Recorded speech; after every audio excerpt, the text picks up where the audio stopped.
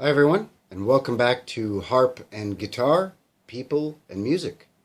And welcome back to another edition of Whiskey's Blues Gumbo, the show where I take some obscure or dirty, rotten, disgusting sounding blues word or phrase and put it into a context so that you understand what the heck they're talking about. Some of the stuff is slang. Some of the words they use in these songs are 100-year-old words that we don't use anymore. And today, on Whiskey's Blues Gumbo, I wanted to talk about the term bucket of blood. Bucket of blood. What the heck is that? You hear that sometimes in blues songs. And they make reference to it in Black Snake Moan, that movie with Sam Jackson. A bucket of blood. What exactly is a bucket of blood? Well, it's another term for a juke joint, a blues club. But most specifically, a rural juke joint where it gets real rough because it's outside of the reaches of John Q. Law, or it's a big city blues club, but in a questionable part of town, a rough part of town.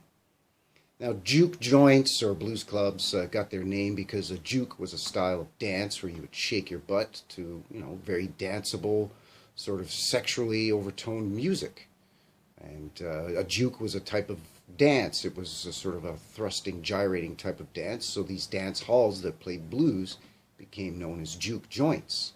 But they had other names too, of course, like barrel houses because of the barrels of whiskey that would be kept behind the bar, and then the empty barrels would be used as tables and chairs and that sort of thing. But another name, a little lesser known, is this bucket of blood.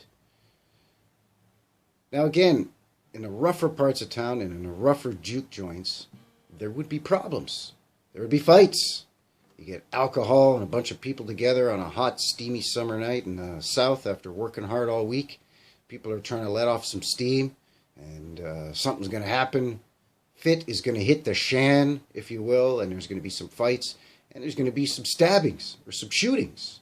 Because, there might be a couple of fellas fighting over some woman, or somebody cheated in a game of craps, or a game of dice, or a game of dominoes, or a game of cards, whatever. So inevitably somebody's going to get stabbed or shot, and there's going to be bleeding. And no one's going to want to call the cops or anything because then everybody's going to get hauled into jail. So basically they would just drag the guy outside and clean up the mess, mop up all the blood. And it's said that sometimes on some juke joints it would get so bad that at the end of the night, that mop bucket, rather than looking like water, looked like a bucket full of blood.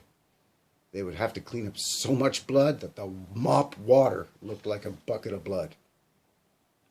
So there you go. There you have it. Bucket of blood. Stay away from those kinds of places. Stick to juke joints and barrel houses. And you see a place that's got a reputation as being a bucket of blood, keep walking. That would be my advice. So that's going to do it here today for your old pal Whiskey and another edition of Whiskey's Blues Gumbo.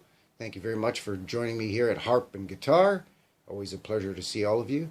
And if you haven't already, please like, share the video, and let us know what you think down in the comments below. Either send myself or my partner in crime here at Harp and Guitar, Monk Music, a line if you have any questions or any requests. Certainly be happy to address those for you. In the meantime, have yourselves a great day, and thanks for watching. Take care. Bye-bye.